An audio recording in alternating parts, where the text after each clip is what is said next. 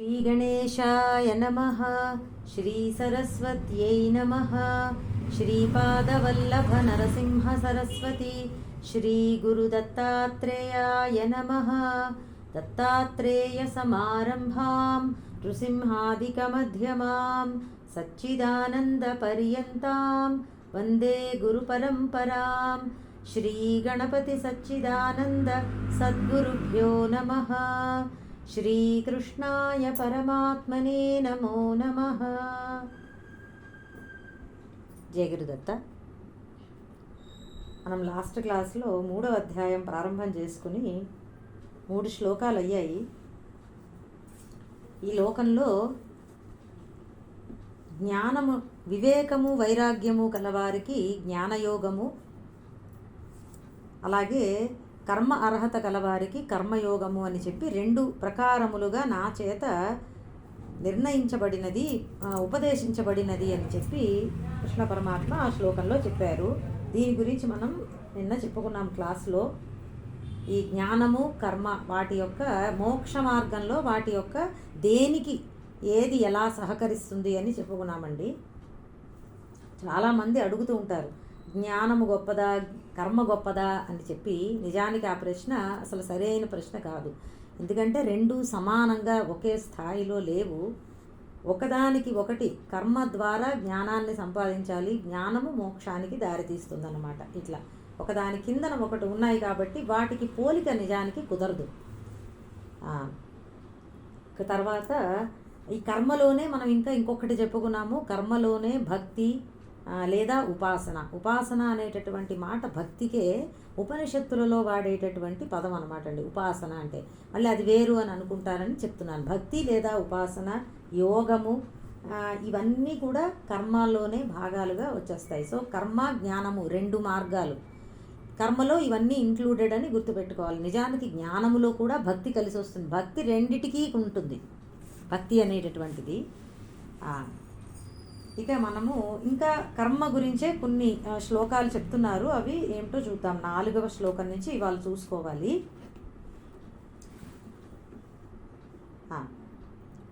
న కర్మణామనారంభాత్ నైష్కర్మ్యం పురుషోష్ణుతే న చ సన్యసనాదేవ సిద్ధిం సమధిగచ్చతి.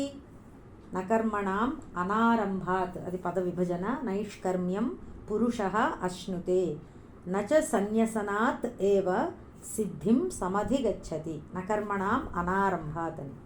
కర్మణాం అంటే ఇక్కడ నిష్కామ కర్మలను, కర్మయోగమును, లేదంటే అనారంభాత్ ఆరంభించకపోవడం వలన పురుషః మానవుడు నైష్కర్మ్యం జ్ఞానయోగ నిష్ఠను నా అశ్నుతే పొందడు. చ మరియు సన్యసనాత్ ఏవ కర్మలను విడిచినంత మాత్రాన సిద్ధిం జ్ఞానసిద్ధిని నా సమధిగచ్చతి పొందడు.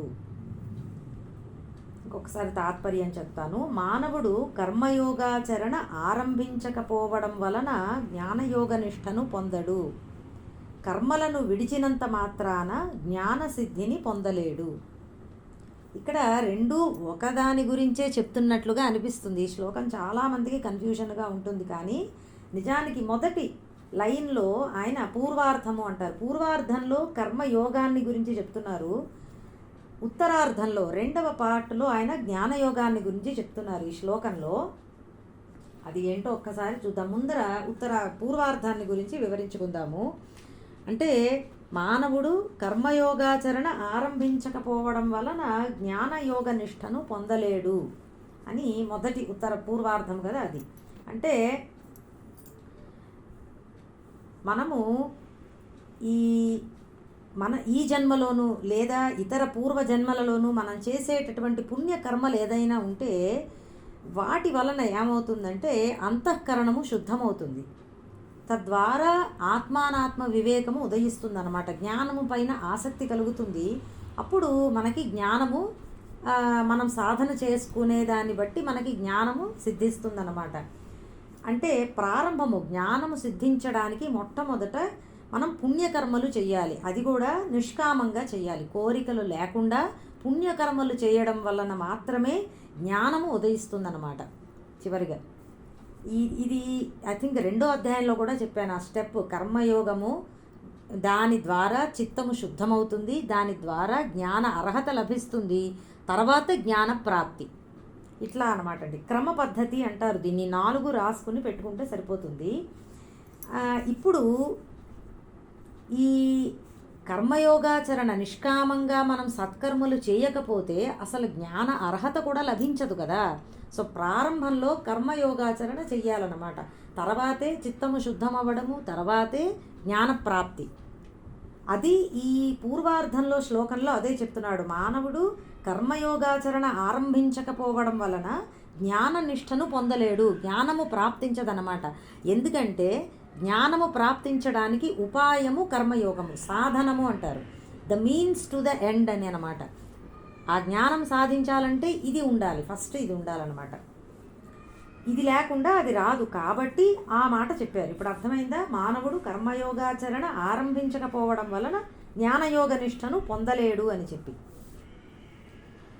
దీన్నే మహాభారతంలో కూడా ఒక చోట వస్తుంది. శాంతి పర్వంలో జ్ఞానం ఉత్పద్యతే పుంసాం క్షయాత్ పాపస్య కర్మణః యథాదర్శతల ప్రఖ్యే పశ్యత్యాత్మానమాత్మని.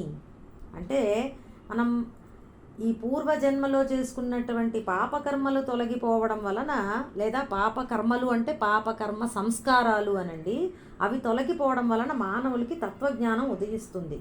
అప్పుడు వారు స్వచ్ఛమైన అద్దంలో ఎవరి ముఖాన్ని వాళ్ళు చూసుకున్నట్లుగా అలాగ తమ మనస్సులోనే ఆత్మను దర్శించగలుగుతారు అని.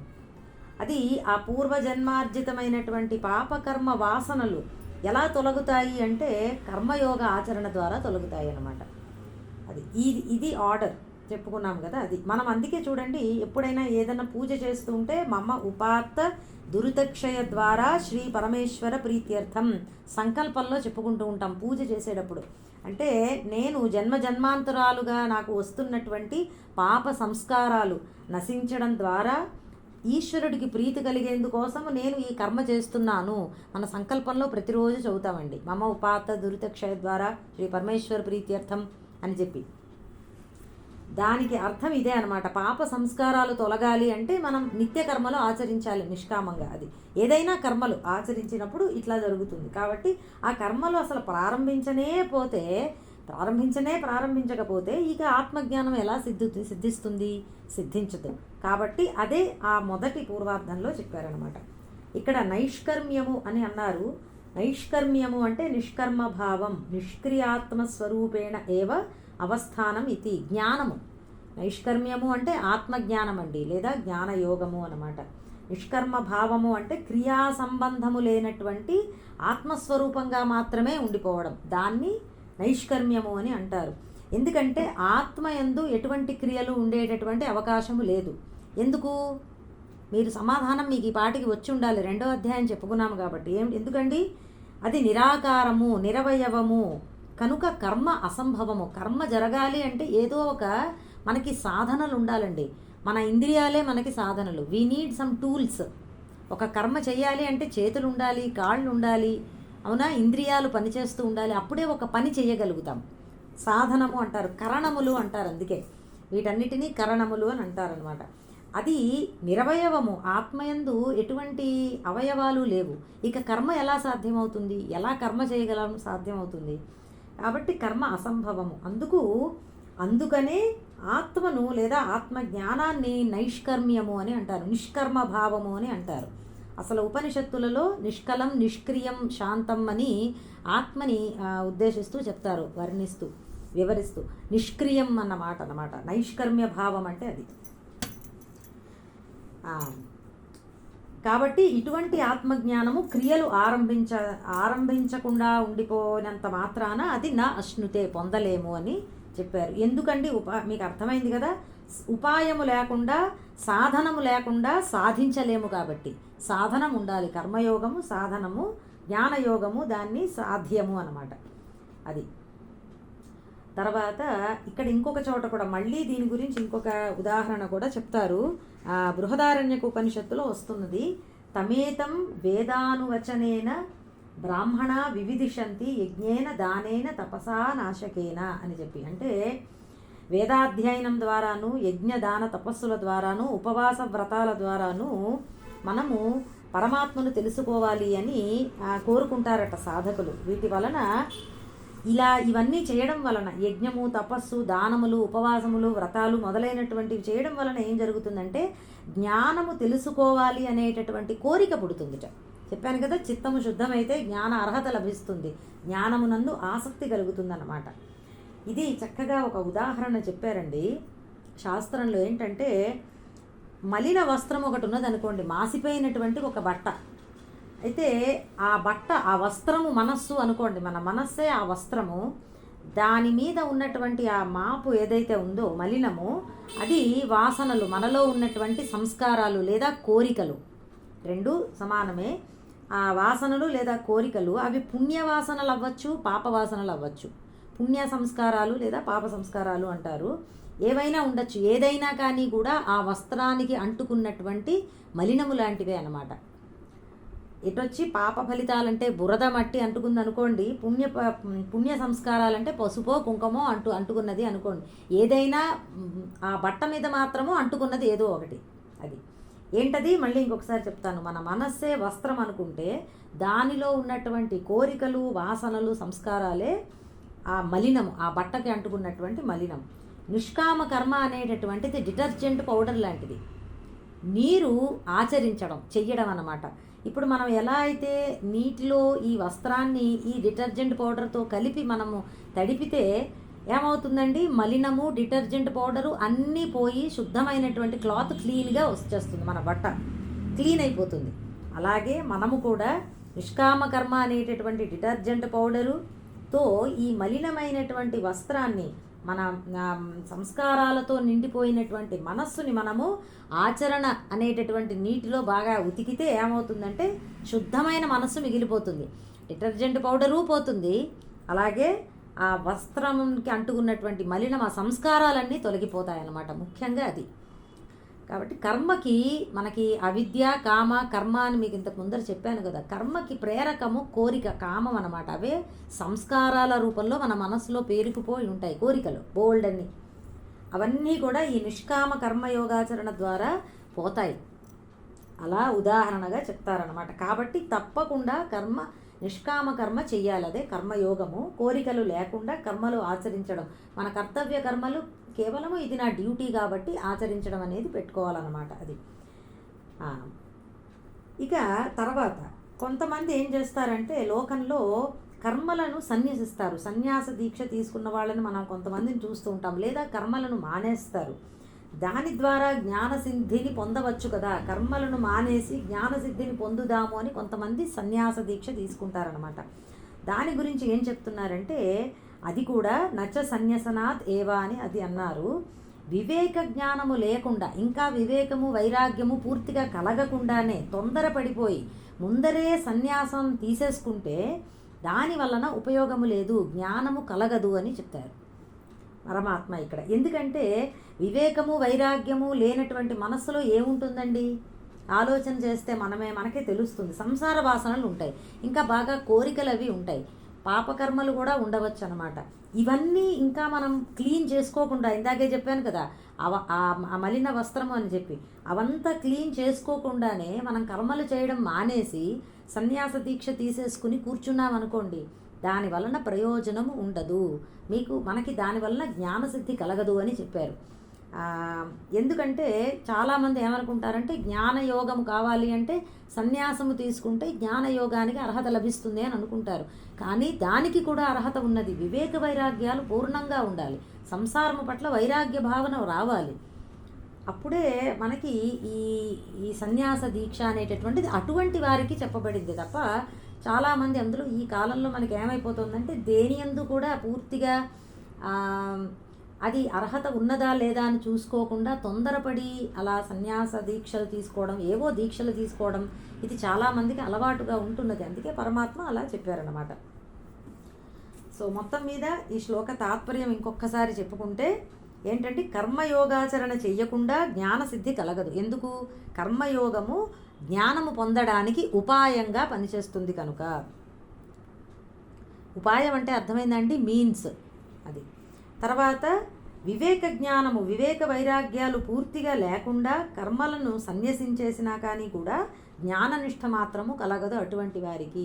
అంటే జ్ఞాననిష్ట కలగాలి అంటే వివేక వైరాగ్యాలు పూర్ణంగా ఉండాలి. అప్పుడు కర్మలను సన్యసించినా పర్వాలేదు, జ్ఞాననిష్టలో కుదురుకోగలుగుతారు. అలా కాకుండా తొందరపడి ఎవరన్నా ఇలా చేస్తే అది మాత్రం దాని వలన నష్టము కలుగుతుంది సుమా అని చెప్తున్నారు. అంటే పరమాత్మ ముఖ్య ఉద్దేశం ఏమిటంటే కర్మయోగాచరణ చెయ్యాలి మానవుడు. పూర్ణంగా జ్ఞానము కలగనంత వరకు కూడా కర్మయోగాచరణ చేస్తూ ఉండాలి అనేది ఇక్కడ ముఖ్య ఉద్దేశం అన్నమాట. ఎందుకు అలా అంటున్నారు అంటే తర్వాత శ్లోకంలో మనకి చెప్తున్నారు. ఒక్క నిమిషం అండి. 5వ శ్లోకము. నహి కశ్చిత్ క్షణమపి జాతు తిష్టత్య కర్మకృత్ కార్యతే హ్యవశః కర్మ సర్వః ప్రకృతిజైర్గుణైః. కర్మయోగాచరణ ఎందుకంత ముఖ్యమైనటువంటిది మానవుడికి అనేది ఈ 5వ శ్లోకంలో చెప్తున్నారు. ఒక్కసారి 4వ శ్లోకం మళ్ళీ మీకు ఒకసారి తాత్పర్యం చదివి నెక్స్ట్ శ్లోకానికి వెళ్తాను. మానవుడు కర్మయోగాచరణ ఆరంభించకపోవడం వలన జ్ఞానయోగ నిష్టను పొందడు. కర్మలను విడిచినంత మాత్రాన, సన్యసించినంత మాత్రాన జ్ఞానసిద్ధిని పొందలేడు. అంటే మీరు యాడ్ చేసుకోవాలి, వివేక వైరాగ్యములు పూర్తిగా కలగక ముందే కర్మలను విడిచినంత మాత్రాన జ్ఞానసిద్ధిని పొందలేడు అని. అలాగే పై లైన్లో కూడా కర్మయోగాచరణ ఆరంభించకపోవడం వలన జ్ఞానయోగ నిష్టను పొందలేడు. ఎందుకంటే కర్మయోగము జ్ఞానయోగానికి ఉపాయము కనుక. ఈ వీటితో మనం పూర్తి చేసుకోవాలి, లేకపోతే మీనింగ్ సగం సగంగా ఉంటుంది, అర్థం మనం పూరణ చేసుకోవాలన్నమాట. అది మీరు రాసుకు పెట్టుకుంటే గుర్తుంటుంది. ఇక 5వ శ్లోకము. నహి కశ్చిత్ క్షణమపి. ఎందుకు కర్మలు అంత ముఖ్యము మానవుడి జీవితంలో అంటే కశ్చిత్ ఏ ఒక్కడూ కూడా నహి కశ్చిత్ క్షణం అపి జాతు తిష్టతి అకర్మకృత్. పద విభజన చూసుకోండి. నహి కశ్చిత్ క్షణం అపి జాతు తిష్టతి అకర్మకృత్ కార్యతే హి అవశః కర్మ సర్వః ప్రకృతిజైః గుణైః. కశ్చిత్ ఏ ఒక్కడూ కూడా క్షణమపి ఏ ఒక్క క్షణమైనా కూడా అకర్మకృత్ ఏ పని చెయ్యకుండా జాతు న తిష్టతి హి. జాతు అంటే ఎన్నడూ కూడా, న తిష్టతి ఉండలేడు కదా. హి ఎందుకంటే సర్వః ప్రతి మానవుడు కూడా జ్ఞాని కాని ప్రతి మానవుడు అని. సర్వః అన్న మాట గుర్తుపెట్టుకోండి. జ్ఞాని కాని ప్రతి మానవుడు ప్రకృతి జైహి మాయాశక్తి వలన గుణైః సత్వరజస్తమో గుణముల చేత అవశః అస్వతంత్రుడై తన వశంలో లేనివాడై కర్మ కార్యతే కర్మలను చేయించబడుతున్నాడు. తాత్పర్యము, ఎవడూ కూడా క్షణకాలమైన కర్మను చేయకుండా ఉండలేడు. అక్కడ క్షణమపి అన్న వెంటనే మనకి అర్థమైపోవాలి, కర్మలు చేయకుండా ఎవరూ ఒక క్షణము కూడా ఉండలేడు. ఎందుకంటే ప్రతి మానవుడు ప్రకృతి నుండి పుట్టిన 3 గుణముల చేత అస్వతంత్రుడై కర్మలను చేస్తున్నాడు.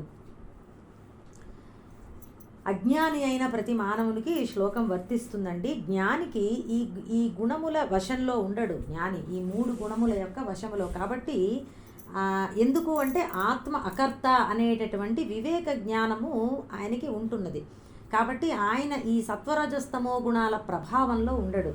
ఆత్మస్థితిలో ఉన్నవాడు, నేను ఆత్మను అనేటటువంటి స్థితిలో ఉన్నాడు. కాబట్టి ఆత్మకి చెప్పుకున్నాము కదా, ఎటువంటి కర్మలు లేవు కాబట్టి, ఈ గుణముల ప్రభావము ఆత్మయందు లేదు కాబట్టి ఆయనకి ఏ కర్మలు లేవు. ఇది మనకి ఇంతకు ముందర కూడా చెప్పారు. ఎక్కడ చెప్పారు? 2వ అధ్యాయంలో వేదా వినాశినం నిత్యం అన్న శ్లోకంలో చెప్పారు. ఏనమజమవ్యయం కథం స పురుషః పార్థ కం ఘాతయతి హంతికం. 19, 21 శ్లోకాలు. ఆత్మ ఎందు ఎటువంటి కర్మలు లేవు అని తెలుసుకున్నవాడు ఎవరిని మాత్రము ఎలా చంపగలుగుతాడు అన్న ప్రశ్నతో అక్కడ చెప్పారు, చూసారా? అదనమాట. అంటే ఆత్మ అకర్త అనేటటువంటి జ్ఞానము కలిగినటువంటి వాడనమాట. ఆయనకి ఈ కర్మలు ఆయన కర్మల యొక్క ఆయన ఈ ప్రకృతి యొక్క వశంలో ఉండడు. అది కానటువంటి వారికి, ఇంకా అటువంటి జ్ఞానము కలగనటువంటి వారందరికీ కూడా ఈ కర్మలు చేసి తీరుతున్నారంటే చేయకుండా ఉండలేరు. అది ఎందుకు అంటే మెయిన్ ప్రకృతి జైహి గుణైహి అని ఒక మాట వచ్చిందండి. ఇక్కడ ప్రకృతి జైహి అంటే మాయాశక్తి వలన అని మనం చెప్పుకున్నాం. ఏమిటండి ఈ మాయాశక్తి? ప్రకృతి అని కూడా దానికి ఇంకొక పేరు ఉన్నది. అది ఏమిటి అంటే, మీరు ప్రకృతి అంటే నేచర్ అని అనుకోవద్దు. ఇంగ్లీష్లో నేచర్ కాదండి. ప్రకృతి అంటే వేదాంతంలో రెండు అర్థాలు ఉన్నాయి. ఒకటి మూల కారణము అని, ఒకటి ఉపాదాన కారణము అని కూడా అంటారు దాన్నే. ఇంకొక అర్థం ఏమిటంటే అదే ఆ మూల కారణమే ఏమిటి అంటే పరమాత్మ యొక్క శక్తి, మాయాశక్తి అని అంటారు దాన్నే. పరమాత్మ యొక్క శక్తినే మాయాశక్తి అంటారు. అది ప్రకృతి అంటే. ఎక్కడెక్కడైతే నేచర్ అన్న అర్థం వస్తుందో అది చెప్తాను, కానీ ఇక్కడ మాత్రము ప్రకృతి జైహి అంటే మాయాశక్తి వలన అని చెప్పి. ఇప్పుడు ఏమిటి మాయాశక్తి అంటే, మన ఉపనిషత్తులు ఏం చెప్పాయో దాని గురించి తెలుసుకోవాలి. మాయాశక్తి అన్న మాటకు అర్థం ఏమిటంటే, సచ్చిదానంద స్వరూపమైనటువంటి పరమాత్మ యొక్క ఆయనకి ఒక శక్తి ఉన్నది. ఆ శక్తికే మాయాశక్తి అని పేరు అన్నమాట. అది సత్వరజస్తమో గుణాల యొక్క కలయిక. 3 గుణములు, సత్వగుణము, రజోగుణము, తమోగుణము, వీటి యొక్క కలయికే ఆ మాయాశక్తి. ఈ జగత్తుకి కారణము ఆ మాయాశక్తి. అందుకే మూల ప్రకృతి అని కూడా అంటారు. మన పురాణ భాషలో శక్తి స్వరూపిణి అమ్మవారు అని మనం అంటాం చూసారా, ఆవిడినే వేదాంత భాషలో చెప్పుకోవాల్సి వస్తే మాయాశక్తి అని అంటారు. 3 గుణముల యొక్క కలయిక అయినటువంటి మాయాశక్తి జగత్తుకి కారణం. ఎప్పుడైతే జగత్తుకి కారణము అని అంటున్నామో, ఎలా అయితే ఒక కుండకి కారణమైన మట్టి కుండ అంతా ఉంటుందో, మట్టి కుండ ఆకారాన్నంతా వ్యాపించి ఉన్నది కదా, అదేవిధంగా ఒక ఆభరణం అంతా బంగారం ఎలా ఉన్నదో అదేవిధంగా ఈ జగత్తుకి కారణమైనటువంటి ఆ ప్రకృతి ప్రతి అణువున ఉన్నది. ఈ జగత్తులో ప్రతి జీవి యందు కూడా ఉన్నదన్నమాట. ఏమున్నది? ఈ 3 గుణములు కలయికైనటువంటి మాయాశక్తి ఉన్నది. అంటే ప్రతి జీవి కూడా ఈ గుణముల ప్రభావానికి లోనై ఉంటాడు. ఈ 3 గుణములు అతని మీద పని చేస్తూ ఉంటాయన్నమాట. వాటి కారణంగానే మనకి ఏమనిపిస్తూ ఉంటుందంటే, ఇదిగో అవిద్య, కామ, కర్మ వీటికి లోనయ్యి కర్మలు చేస్తున్నాం. ఎలా అంటే చూడండి, కొంచెం తత్వంగా ఉంటుంది. ఇక్కడ ప్రకృతి జై అన్న మాట వచ్చింది కాబట్టి ప్రకృతి జైహి అని కొంచెం మనం ఓపిక పడితే అర్థమవుతుందండి. ఒక మసక చీకట్లో సరిగ్గా కనిపించకుండా ఉన్నప్పుడు మనకి చీకటి, పూర్తిగా చీకటిగా లేదు, మసక చీకటి అంటారు చూసారా, అలా. అటువంటి మసక చీకటిలో మనకి అక్కడ ఒక వస్తువు పడిపోయి ఉన్నది. అది తాడు అని సరిగ్గా తెలియట్లే, ఏదో ఉన్నది అని కనిపిస్తోంది తప్ప ఏమున్నదో తెలియదు. ఆ ఏదో ఉన్నది కాస్త మనకేమవుతుందంటే పామేమో అని మనం భ్రమపడతాం. సేమ్ అదేవిధంగా మాయా ప్రభావం వలన ఏదో ఉన్నది అని మనకి తెలుస్తోంది, కానీ ఆ ఉన్నది పరమాత్మ అని తెలియట్లేదు. ఆ ఉన్నదాన్నే నేను శరీరము, మనస్సుగా మనకి తెలుస్తున్నది. జీవాత్మ, జీవుడు అని అంటారు వాళ్ళని. ఎవరైతే నేను శరీరంలో, మనస్సులో ఉన్నాను, ఇంత మాత్రమే ఉన్నాను అని అనుకుంటూ ఉంటామో దాన్నే జీవుడు అని అంటారు. మనము ఒక శరీరంతో ముడిపడి ఉన్నట్లుగా భావన చేసుకుంటున్నాము కాదండి, అదనమాట. నేను అంతటా సర్వవ్యాపకంగా ఉన్నాను అని మన ఎవరికి అనిపించట్లేదు కదా. కాబట్టి మనమే జీవులం. మనం ఏం చేసాం? మాయాశక్తి ప్రభావం వలన సరిగ్గా తెలియకపోవడం, ఎంత ఉన్నది, మనము ఎంత ఉన్నాము అనేటటువంటిది తెలియకుండా చాలా కొంచెమే ఉన్నట్లుగా మనం భావన చేసుకుంటున్నాం. నిజానికి సర్వత్రా వ్యాపించి ఉన్నటువంటి ఆత్మస్వరూపులం అయి ఉండి కూడా ఒక శరీరం మాత్రమే మనం వ్యాపించి ఉన్నాము అని అనుకుంటున్నాం. అర్థమైంది కదా. ఇదే ఆ మసక చీకటి, ఆ మాయాశక్తి ప్రభావం, భ్రాంతిలో పడడం అన్నమాట. దాని వలన ఏం జరుగుతోందంటే ఆ శరీరం మీద, ఆ మనస్సు మీద, ఆ మనస్సుతో ఆ శరీరానికి సంబంధమైనటువంటి ఇతర జనుల మీద, పిల్లలు, భార్య, భర్త, తల్లిదండ్రులు, అక్కచెల్లెళ్ళు, అన్నదమ్ములు, వస్తువులు, వాహనాలు, ఇళ్ళు, వాకిళ్ళు, వీటన్నిటి మీద మమకారం పెట్టుకుంటున్నాం. ఈ శరీరంతో సంబంధం ఏర్పడిన అన్నిటితోనూ ఇంకా మమకారం. మనకి ఒక చిన్న వస్తువు మీద కూడా మనకి ఏదో పెళ్ళినాటి ఏదో ఎవరో గిఫ్ట్ ఇచ్చారంటే అది పట్టుకుని వేలాడతాం. మమకారం అంటారు దాన్ని. ఇట్లా ఉంటుందన్నమాట అండి. ఇట్లా పెట్టుకుని, మమకారం పెట్టుకుని ఎన్నో రకరకాలైనటువంటి కోరికలతో ఉంటాము, రకరకాలైన కర్మలు చేస్తున్నాం వాటి వల్లనే. అదే ఈ శ్లోకంలో చెప్తున్నారు. మాయాశక్తి ప్రభావానికి లోనై, వశమై ప్రతి జీవి కూడా కర్మలు చేస్తున్నాడు, అస్వతంత్రుడై కర్మలు చేస్తున్నాడు. అంటే ఇదే అజ్ఞానంలో పడిపోయాము. అంతటా ఉన్నటువంటి మనము ఒక శరీరం మాత్రమే ఉన్నాను అని అనుకోవడం జరుగుతోంది. పరిపూర్ణంగా లేను, పరిమితంగానే ఉన్నాను అని అనుకుంటున్నాం అన్నమాట. అది చూడండి, మనకి ఒక బ్యాటరీ లైట్ ఉందనుకోండి, ఆ బ్యాటరీ లైట్ ఫోకస్ కొంతవరకే ఉంటుంది. బాగా చీకటిగా ఒక అడవిలో ఉన్నామండి, ఒక బ్యాటరీ లైట్ మన చేతిలో ఉన్నది, వెలుగుతోంది. ఎంతవరకు చూపిస్తుందో మనకు అంతవరకే కనిపిస్తోంది చూసారా. అట్లా మాయాశక్తి ఏం చేసిందంటే మొత్తము వెలుగుని కనబడనీయకుండా ఈ బ్యాటరీ లైట్ లాగా కొంతవరకు మాత్రమే మనకి కనబడేలాగా చేసింది, అంతకంటే ఏం చేయలే, ఆవరించింది అంటారు. అందుకే అప్పుడు ఏం జరిగిందండి, మనకి ఈ శరీరం వరకే ఫోకస్ ఉందన్నమాట. శరీరము మనస్సు ఇంతవరకే మనకి కనబడుతోంది, అదే నేను అనుకుంటున్నాం. ఇక మిగిలింది మనకి చీకటి ఆవరించినట్లుగా మనకి ఏమీ కనిపించట్లేదు. మాయాశక్తి కూడా చీకటితో పోలుస్తారనమాట, అలా ఆవరించింది అని అంటాము. కాబట్టి అది దాని వలన జరుగుతున్నది. అవిద్య, కామ, కర్మ వీటికి లోనయ్యి మనం కర్మలు చేస్తున్నాము, అది పరమాత్మ చెప్పారు. అందువలన ఏమంటున్నారంటే ప్రతి జ్ఞాని కాని ప్రతి మానవుడు కూడా కర్మలు చేస్తూనే ఉంటాడు, చెయ్యకుండా ఉండలేడు, కోరికలు అవి ఉండడం వలన. అది ఇక్కడ ఆత్మజ్ఞానం పూర్తిగా కలగకుండానే మనం కర్మలని కనుక విడిచిపెట్టేస్తే అది ఏమవుతుందంటే ఏటికి ఎదురీతడం లాంటిది అయిపోతుంది. ఆ గుణములు ఇంకా మనపై ప్రభావం చూపిస్తూ ఉంటాయి. మనక వివేకం ఇంకా పూర్తిగా కలగలేదు, వైరాగ్యం అంతకంటే కలగలేదు, ఇంకా ఏవో అనుభవించాలి, ఇంకా ఏదో చూడాలి అనే విషయ వాసనలు, సంస్కారాలు ఉన్నాయి, కోరికలు ఉన్నాయి, ఆసక్తి ఉన్నది. అవన్నీ పనిచేస్తూ ఉంటే మనం ఎలా జ్ఞానాన్ని సంపాదించగలుగుతామండి? సంపాదించలేము. అందుకు పరమాత్మ చెప్తున్నారు, వాయుర్నావమివాంభసి అని చెప్పారు కదా 2వ శ్లోకంలో. చాలా కష్టం, నిగ్రహించలేమన్నమాట.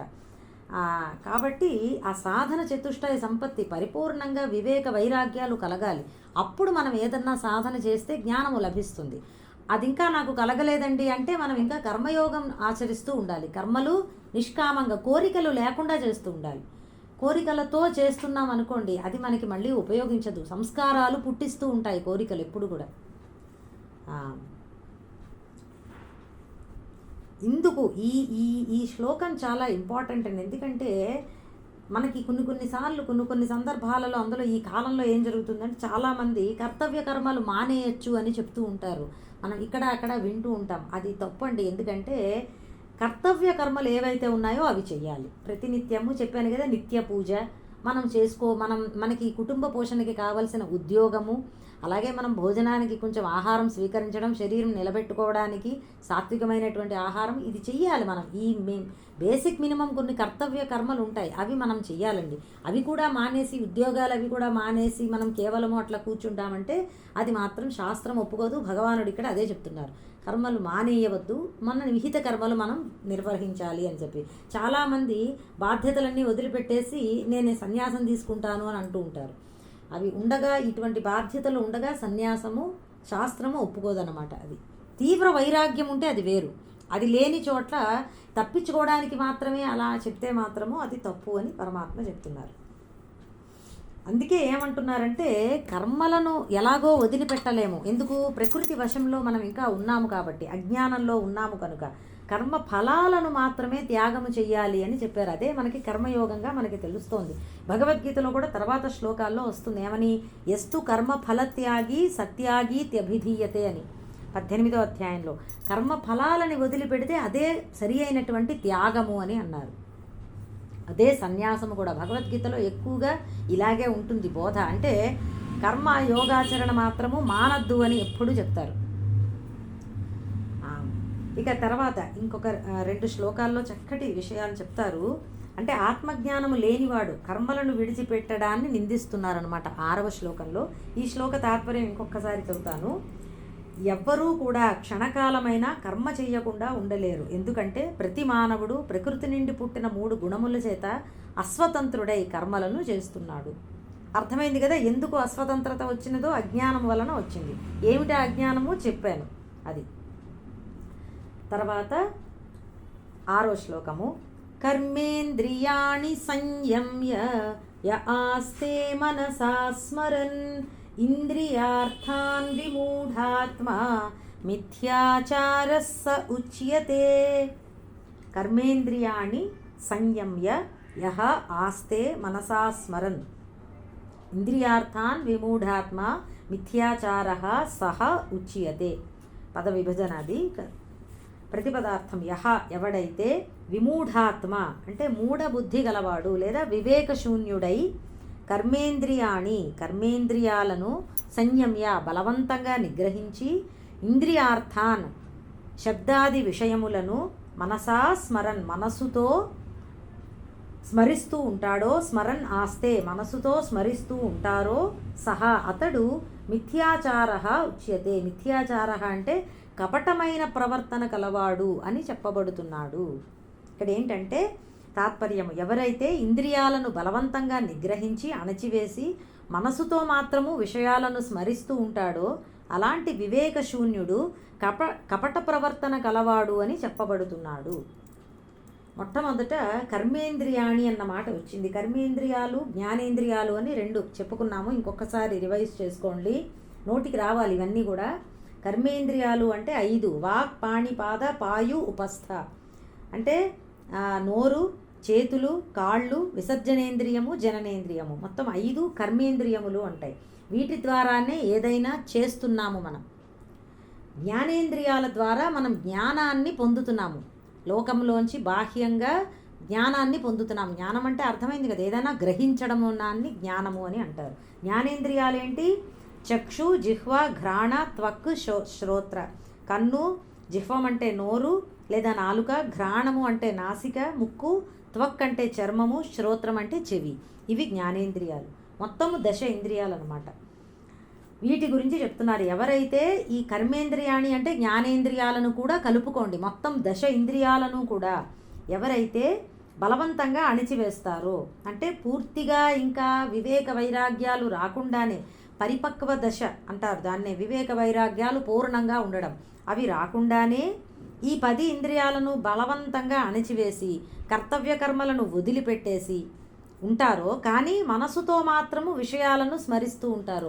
ఎందుకంటే పూర్తిగా జ్ఞానము కలగలేదు కాబట్టి వివేకము, మనసుతో మాత్రం వాటిని స్మరణ జరుగుతూనే ఉంటుంది, పోదు. చెప్పారు కదా పై శ్లోకంలోనే, ప్రకృతి గుణముల యొక్క ప్రభావం ఉంటుంది కాబట్టి అలాంటి వాళ్ళని ఏమన్నారు అంటే డాంబిక, తప్పు నడవడి, పాపపు నడవడి కలవారు అని అంటారు. మిథ్యాచారుడు అంటే అది పాపపు నడవడి కలవాడు. ఇంకా వివేక వైరాగ్యాలు పూర్తిగా కలగకుండానే అన్నమాట అర్థమైందా అండి? వివేకం అంటే ఏమిటి అంటే ఒక్కటే ప్రశ్న అండి, నేను దేహము వేరుగా ఉన్నానా లేదా, దేహము కంటే వేరుగా ఉన్నానా లేదా అన్న ప్రశ్న వేసుకోండి. లేదు అని మనకు అనిపిస్తోంది అనుకోండి, చాలాసార్లు మన ప్రవర్తన కూడా మనకి మనకి దేహమే నేను అని అనిపిస్తున్నదా లేదా అని మనం ప్రశ్న వేసుకుంటే కనుక సమాధానం బట్టి మనకి వివేకం ఉదయించిందా లేదా మనం చూసుకోవాలి. సారీ అండి, ఒక్క నిమిషం, ఫోన్లో ఏదో అవుతోంది, నాకు అర్థం కాలేదు, ఒక్క నిమిషం. ఏదో మెసేజ్ లాంటిది ఏదో వచ్చేసి స్క్రీన్ కవర్ అయిపోయింది. ఏం చెప్తున్నాను, వివేకం అంటే ఏమిటంటే నేను దేహము కంటే వేరుగా ఉన్నానా లేదా. దేహము అంటే మనస్సు కూడా, సూక్ష్మ శరీరాన్ని కూడా కలుపుకోవాలి, కేవలం స్థూల శరీరం కాదు. నేను మనస్సునా, నేను దేహాన్నా అన్న ప్రశ్న వేసుకుని మనకి కాదు అన్న సమాధానం వచ్చిందనుకోండి, అప్పుడు మనకి వివేకం ఉన్నట్లు. ఏమిటో సరిగా ఇంకా పూర్తిగా అర్థం కాలేదండి, విన్నాను భగవద్గీతలో ఆ మాట చెప్పారు, నాకైతే అలా అనిపించట్లేదు. 99% ఆర్ 100% నాకెప్పుడు నేను దేహమనే అనిపిస్తోంది, నాకు అసలు విడిగా నేను అనేది ఎవరో తెలియట్లేదండి అని అన్నారనుకోండి, అప్పుడు మనకి ఇంకా వివేకము కలగలేదు అని దాని అర్థం. అలా మనకి మనమే ప్రశ్న వేసుకుని చూసుకోవాలన్నమాట. దీనికి ఒక కథ చెప్తారు. మనస్సుతో అంటే బలవంతంగా ఇంద్రియాలను అణిచేసుకుని మనసుతో మాత్రం వాటిని స్మరించడం అంటే ఎలా ఉంటుందో ఒక చిన్న కథ ద్వారా చెప్పుకుందాము. ఒక ఊరిలో, ఒక పల్లెటూరులో, ఆ ఊరి చివర ఒక సన్యాసి గారు చేరి, అక్కడ ఆయన సన్యాసి అంటే చెప్తాను మీకు అర్థమవుతుంది. ఆయన ఒక సన్యాసి, ఆయన చేరి ఒక చిన్న పూరిపాక కట్టుకుని అక్కడ నివసిస్తూ ఉండేవాడు. ఏదో తపస్సు ఏదో చేసుకుందాము అని చెప్పి. ఊరి చివర కదా, పూర్వకాలంలో అదే ఊరి చివర ఆయన ఉండేటటువంటి పాకకి ఎదురుగా ఒక వేశ్యా స్త్రీ, ఆవిడ గృహం ఉన్నదన్నమాట. ప్రతిరోజు ఆవిడ ఇంటికి ఎవరో ఒకళ్ళు వస్తూ ఉండేవారు. ఈయన కిటికీలోంచి ఎప్పుడూ చూస్తూ ఉండేవాడు అనమాట. చిచిచి ఎంత పాపపు జన్మ ఆవిడ జీవిస్తున్నది, ఎంత పాపం చేస్తోంది, ఎంతమంది వస్తున్నారు అని చెప్పి ప్రతిరోజు ఈ సన్యాసి చూస్తూ ఉండేవాడు అనమాట. ఆవిడ్ని చూస్తూ ఉండేవాడు, ఎప్పుడు తిట్టుకుంటూ చీదరించుకుంటూ ఉండేవాడు. ఈయన పని ఈయన చేసుకుంటున్నాడు కానీ ప్రతిరోజు అలా అనుకుంటూ ఉండేవాడు. కొంతకాలం అయ్యింది, ఆ విధివశాత్తు ఇద్దరు, ఆ వేశ్యా స్త్రీ, ఈ సన్యాసి కూడా ఒకే రోజు మరణించారు. మరణించినప్పుడు ఏమైందంటే ఈ సన్యాసిని తీసుకువెళ్ళడానికి యమభటులు వచ్చారట, ఆ వేశ్యను తీసుకెళ్ళడానికి విష్ణుభటులు వచ్చారట. వచ్చేటప్పటికి సన్యాసి అన్నాడు, మీరు తప్పు పొరపాటు చేస్తున్నట్టున్నారు, యమభటులారా మీరు నన్ను ఎందుకు పట్టుకున్నారు, వేశ్యని పట్టుకోవాలి, ఓ విష్ణుభటులారా నా దగ్గరికి రండి, నన్ను తీసుకెళ్ళాలి, మీరు పొరపాటు పడ్డారేమో, నేను కదా సన్యాసిని, ఆవిడేమో ఎన్నో ఆవిడ వేశ్యలాగా జీవించినంతకాలము నన్నెందుకు యమలోకానికి పట్టుకెళ్తున్నారు అని సన్యాసి అడిగితే, మేమేమీ పొరపాటు చేయలేదు అని చెప్పి యమభటులు వాళ్ళు వచ్చి చెప్పారట. నువ్వు జీవించి ఉన్నంతకాలము నీ మనస్సు అంతా కూడా సన్యాస దీక్ష తీసుకున్నావు, కానీ ఆ వేశ్య స్త్రీ మీదే ఉన్నది. ఎప్పుడు ఎంతమంది వస్తున్నారు ఆవిడింటికి ఈ లెక్కలే కట్టుకుంటూ ఉన్నావు, కానీ నీకు ఆ చేసేటటువంటి ఆ తపస్సు మీద దీక్ష లేకుండా ఉన్నది, దృష్టి శ్రద్ధ ఎప్పుడూ అదే చూస్తున్నాడు. ఇప్పుడు ఇదిగో ఈ సమయంలో ఈయన వచ్చాడు, ఆ సమయంలో ఆయన వచ్చాడు అనుకుంటూ అదే చూస్తూ ఉన్నాము. ఆ వేశ్య మాత్రము ఆవిడ ప్రతిదినము ఆవిడ చేసినటువంటి వృత్తి తక్కువదే అయినా మంచిది కాకపోయినా ప్రతిదినము ఆవిడ నిన్ను చూసి ఆ సన్యాసి ఎంత చక్కగా పుణ్యం చేసుకుంటున్నాడు, ఆయన ఎంత చక్కగా తపస్సు చేసుకుంటున్నాడు, నేనెప్పుడు చేసుకోగలను కదా, ఈ పాడు జన్మ ఎత్తాను నేను, నాకు ఇటువంటి కర్మ వచ్చింది ఈ జన్మలో, నేను అనుభవిస్తున్నాను, వేశ్యలాగా ఇంత పాపం చేస్తున్నాను అని ప్రతిరోజు ఆవిడ మనస్సులో నీ గురించి మంచిగా భావన చేస్తూ ఎప్పుడు ఆ సన్యాసి ఆ దీక్ష అదే మనసులో స్మరిస్తూ ఉన్నది. నువ్వు మాత్రము ఆ వేశ్యని స్మరిస్తూ ఉన్నావు, మనసులో భగవంతుడు లేడు నీ మనసులో, కాబట్టి నువ్వే పాపము చేసుకున్నావు అని చెప్పారనమాట అండి. మిథ్యాచారం అంటే అర్థమైంది కదా, అది మనస్సులో విషయాల గురించినటువంటి స్మరణ. పైకి మాత్రము మనం ఎంత నిష్ఠగా ఉన్నట్లు కనబడుతున్నా ఎవరికి వాళ్ళు చాలా నిజాయితీగా చూసుకోవాలండి. డాంబికాలకి పోకూడదు, కర్మయోగాచరణ మానకూడదు. అప్పుడే మనము మనస్సును నియమించగలుగుతామన్నమాట. లేకపోతే ఏమవుతుందంటే ఇదిగో ఇట్లా అయిపోతుంది, మనస్సులో వాటిని స్మరిస్తూ ఉంటాము.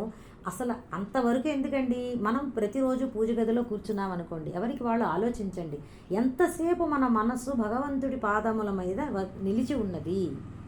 వెంటనే ఇటు వేసి వెళ్ళిపోతుంది. పనమ్మాయి వచ్చిందో లేదో, బెల్లు మోగిందో లేదో, టిఫిన్ ఏం చేయాలి ఇవాళ, ఇడ్లీలు పడైనా దోశలు వేయినా, చట్నీ ఏం చేయను, ఈ ఆలోచనలు వస్తూ ఉంటాయి. నోటికో మాత్రం మనకి బాగా నోటికి వచ్చేస్తాయి కదా విష్ణు సహస్రనామాలు, వెళ్ళిపోతూ ఉంటాయి.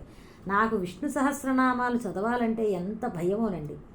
ఎందుకంటే బాగా నోటికి వస్తే ఏమవుతుందండి, 10 నిమిషాల్లో అయిపోతుంది, నామాలు చెప్పేస్తూ ఉంటాం, మనసు మాత్రము నిలవడము మహా అసంభవం అండి. ఆ విష్ణుమూర్తి పాదపద్మం మీద ఒక్క క్షణము నిలిస్తే అసలు మనం పొంగిపోతాం. నిలవదు, అంతసేపు ఉండదు, దానంతరది వెళ్ళిపోతుందంటే ఆ సమయాన్ని బట్టి ఏ పనులు ఉన్నాయి మనకి ఇంట్లో, ఇవన్నీ ఆలోచనలు వచ్చేస్తూ ఉంటాయి మనకి. ఎంత కష్టమో మనస్సుని అరికట్టడం, అవునంటారా కాదంటారా?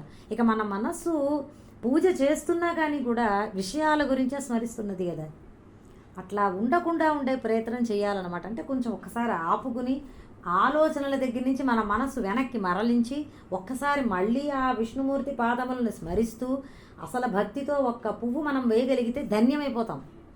ఒక ఉదాహరణ చెప్తారు. ఒకడు ఉండేవాడట, చాగంటి గారు చెప్పారు, చాగంటి కోటేశ్వరరావు గారి ఉదాహరణ. ఒక స్టూడెంట్ ఉండేవాడట, ఆయన కొంచెం చదువులో లైట్గా వీక్. అతను ఏం చేశాడంటే ఒక 6 నెలలు ఒక నెల్లాళ్ళు పోని వినాయకుడు బొమ్మ పెట్టుకుని ప్రతిరోజు అగరత్తు తిప్పుతూ ఉండేవాడట. విద్య ఏమీ రాలేదు, ఈ వినాయకుడు ఏమి ఉపయోగంగా లేడు, ఇంకొక దేవుణ్ణి పెట్టుకుందాము అని చెప్పి ఒక కృష్ణుడిని పెట్టుకున్నట్ట.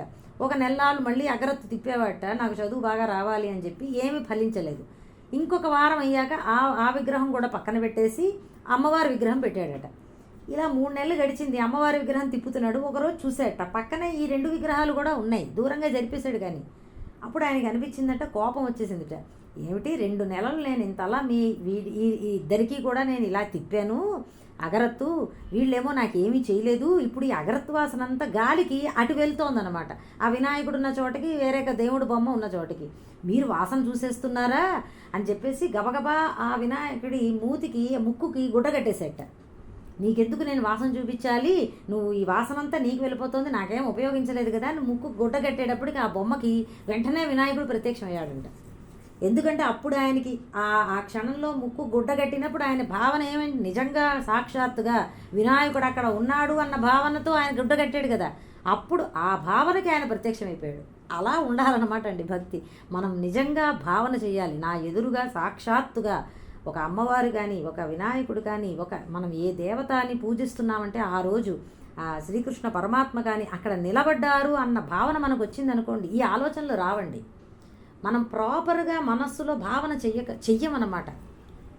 అలాంటి స్థితి నిజంగా మన ఎదురుకున్న అమ్మవారు ఆవిడ సింహాసనం మీద అధిష్ఠించుకుని బంగారు సింహాసనం మీద మన ముందర ఉందనుకోండి, పాదాలు మనకు జస్ట్ మన కళ్ళ ముందర కనబడుతున్నాయి. ఇప్పుడు చెప్పండి, మన మనసు చట్నీ దగ్గరికి వెళుతుందా? ఇడ్లీ చట్నీ ఏం చేయాలి అని చెప్పి వెళ్ళదు. అక్కడ భావన కరెక్ట్గా నిలబడిపోతే మాత్రం మనకు విషయ చింతన రాదు. భావన నిలబడట్లేదు కాబట్టే మనకి విషయ చింతన వస్తుంది. ఇది చూసుకోవాలి. ఎవరికి వాళ్ళు మనం నిజాయితీగా చూసుకుంటూ, అవసరమైతే అసలు ఆ పూజని తగ్గించుకున్నా పర్వాలేదు, కానీ ఆ ఉన్న 5 నిమిషాలు కనుక శ్రద్ధతో, ఇది నా ఎదురుగుండా పరమాత్మ నిలిచాడు అన్న శ్రద్ధతో చేస్తే దాని వలన కలిగేటటువంటి తృప్తి అనంతంగా ఉంటుందండి. ఎంత ఆనందం వస్తుందో, అన్ని పూజలు చేసినంత తృప్తి వస్తుంది. అది మనం కొంచెం చూసుకోవాలి. మనం సాధన ద్వారా దీన్ని సాధించాలండి. అంతేగాని ఎప్పుడూ ఒకేలాగా చేస్తూ ఉండిపోతే దానివల్ల ఫలితం ఎక్కువ ఉండదు కదా. అదే పరమాత్మ ఇక్కడ చెప్తున్నారు. మనస్సుతో మాత్రం విషయాలను స్మరిస్తూ పైకి మాత్రము ఇంద్రియాలను అణిచేసుకుని, అక్కడ మనం పూజలో కూడా అదే చేస్తున్నాం, అలా కూర్చుంటాం, ఏ పని చేయకుండా పువ్వులు వేస్తూ ఉంటాము, కానీ దానివల్ల పెద్ద ఉపయోగం లేదు అని పరమాత్మ చెప్తున్నారు. ఇది నిజానికి సన్యాసము, ఆ సన్యాస కర్మయోగాచరణ పూర్తిగా మానేసినటువంటి వాళ్ళ గురించి చెప్పినా కానీ మనందరం కూడా కొంత మన జీవితానికి మనం చేసుకునేటటువంటి క్రియలకి కూడా మనం అన్వయించుకోవచ్చు అనమాట. తప్పు లేదండి, స్వీకరించవచ్చు ఈ అర్థం కూడా. అవునా కాదా? ఏమన్నారంటే నాస్తస్య కిం అరణ్యేన తథా నాస్తస్య భారత యస్యైవ నివసేద్దాంతః తత్ అరణ్యం అరణ్యం స చాశ్రమః. అది మహాభారతంలో వచ్చినటువంటి శ్లోకం. ఇది కూడా మనస్సును నిగ్రహించగలిగేవారు అరణ్యాలకు పోవాల్సిన అవసరం ఏముంది, మనస్సును నిగ్రహించలేని వారు అరణ్యాలకు వెళ్ళి మాత్రం సాధించేది ఏముంది అని. అంతేనంటారా కాదంటారా? ఇప్పుడు మనం ఉదాహరణ అదే కదా చెప్పుకున్నాము.